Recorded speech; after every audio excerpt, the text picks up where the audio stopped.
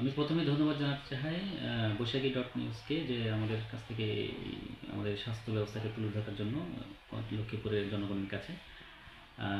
আমি ডাক্তার সব্যসাচী নাথ, উপজেলা স্বাস্থ্য পরিকল্পনা কর্মকর্তা। আমাদের এখানে 50 শয্যা বিশিষ্ট হাসপাতালে প্রায় প্রতিদিন গড়ে আউটডোরে 500 থেকে 550 রোগী আসে এবং জরুরি বিভাগে গড়ে প্রায় 80 থেকে 90, এবং অন্তঃবিভাগে আমাদের গত এক এক বছরের গড় বেড অকুপেন্সি রেট 145-এর কাছাকাছি। যেখানে থাকার কথা 50 জন, সেখানে আমাদের এখানে থাকে প্রায় 80 থেকে 90 জন পেশেন্ট আমাদের এখানে স্বাস্থ্যসেবা নিয়ে থাকে।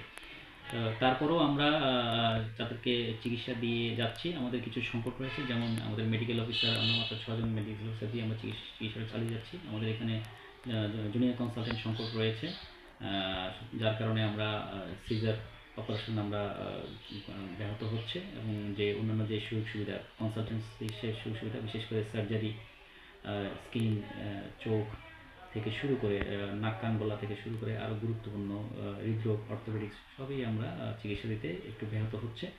আমাদের এখানে এক্স রে টেকনিশিয়ান না থাকাতে আমরা এক্স রে সেবাটা আমরা দিতে পারছি না। বাকি ল্যাব সেবা এবং ইসিজি আলট্রাসোনোগ্রাম সেবা এগুলো চলছে ঠিকমতো, এবং এগুলো সেবা আমরা সঠিকভাবে দিয়ে আসছি। আমরা যে কোনো রোগী আসলে সরকারি ফির মাধ্যমে আমরা এই সেবাটা দিয়ে থাকি। আমাদের এখানে ওষুধ এখন পর্যন্ত অ্যাভেলেবেল রয়েছে।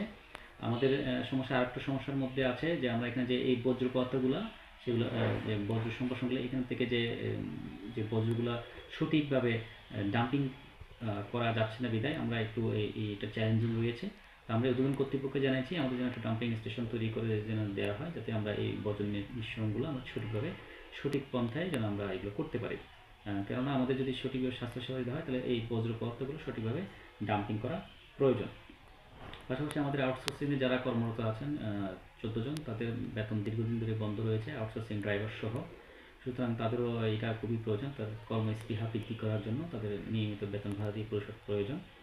আর কমিউনিটি ক্লিনিকে আমাদের গত 2 থেকে আড়াই মাস ধরে আমরা কমিউনিটি ক্লিনিক ট্রাস্ট হতে ওষুধের কিট এখনও এসে পৌঁছায় নাই বিধায় আমরা এই রোগীদেরকে এই স্বাস্থ্যসেবাটা সঠিকভাবে আমরা দিতে পারছি না। তাই এখানে আমরা যদি ওষুধটা যদি ঠিকমতো যদি চলে আসে, তাহলে হয়তো আমরা আরও এই যারা কমিউনিটি পর্যায়ে যে স্বাস্থ্যসেবা প্রদানটা, সেটা আমরা আরও বেগবান হবে, আমি এই আশা ব্যক্ত করছি। ধন্যবাদ।